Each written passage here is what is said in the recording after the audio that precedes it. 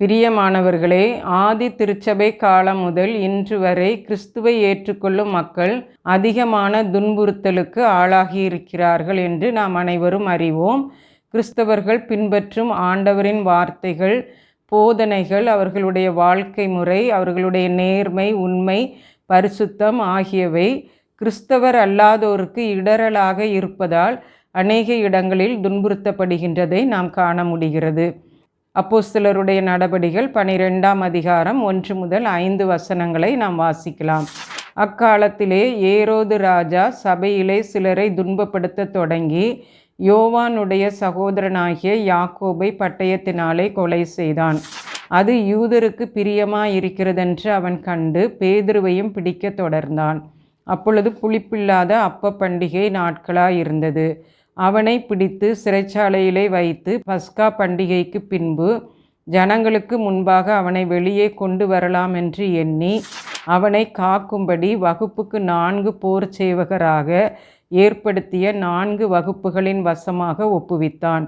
அப்படியே பேதுரு சிறைச்சாலையிலே காக்கப்பட்டிருக்கையில் சபையார் அவனுக்காக தேவனை நோக்கி ஊக்கத்தோடே ஜெபம் பண்ணினார்கள். இந்த பகுதிக்கு நாம் ஏரோதின் துன்புறுத்தல் என்று நாம் பார்க்கலாம். ஏரோது யூதர்களுடன் நல்லிணக்கம் உள்ளவனாகவும் யூதர்களின் சட்டங்களை கைக்கொள்வதிலும் அனுசரிப்புகளை கடைபிடிப்பதிலும் ஆர்வமாக இருந்து யூதர்களுக்குள் பிரபலமானவனாக திகழ்ந்தான் என்று நாம் அவனுடைய வாழ்க்கையிலிருந்து நாம் காண முடிகிறது. திருச்சபையை துன்பப்படுத்தி தலைவராக இருப்பவர்களை சிறைப்பிடித்து நாம் அவர்களுக்கு கஷ்டம் கொடுத்தால் அந்த திருச்சபைகள் வளர்ச்சி இல்லாமல் போய்விடும் என்று சொல்லி தலைவர்களை சிறைப்பிடிக்க ஆரம்பித்தான். 12 அப்போஸ்தலர்களுள் ஒருவரான யாக்கோபை அவன் பிடித்து கொலை செய்தான் என்றும் நாம் வாசிக்கின்றோம். இது யூதர்களுக்கு பிரியமாயிருப்பதை கண்டு பேதுருவையும் சிறைப்பிடிக்கின்றதை நாம் பார்க்கின்றோம்.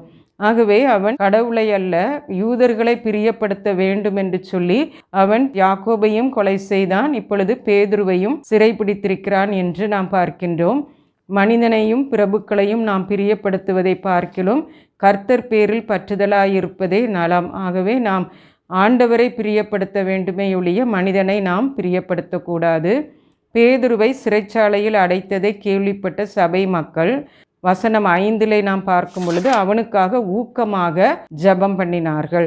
சிலர் நினைப்பார்கள் ஜெபம் ஒன்றுமில்லை, ஜெபம் நமக்கு ஒன்றும் செய்யாது என்று நினைப்பவர்கள் அதிகம் பேர் உள்ளனர். இருந்தாலும் ஜெபத்தினால் எல்லாம் கூடும், ஜெபமே ஜீவன், ஜெபம் ஜெயம் என்று விசுவாசிக்கின்றவர்கள் அநேகர் இருக்கின்றார்கள் என்று நாம் காண முடிகிறது. நம்மால் அறிந்து கொள்ள முடியாத வல்லமை ஜெபத்துக்கு உண்டு.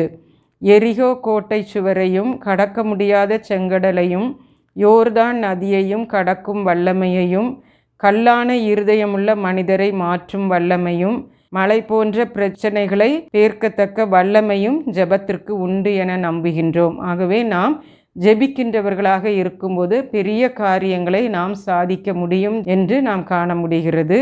ஜெபம் செய்வோம். அன்புள்ள தகப்பனே, உமக்கு பிரியமானதை செய்யவும் உம்மை பிரியப்படுத்தவும் கிருபை தாரும் ஆண்டவரே. ஆமீன்.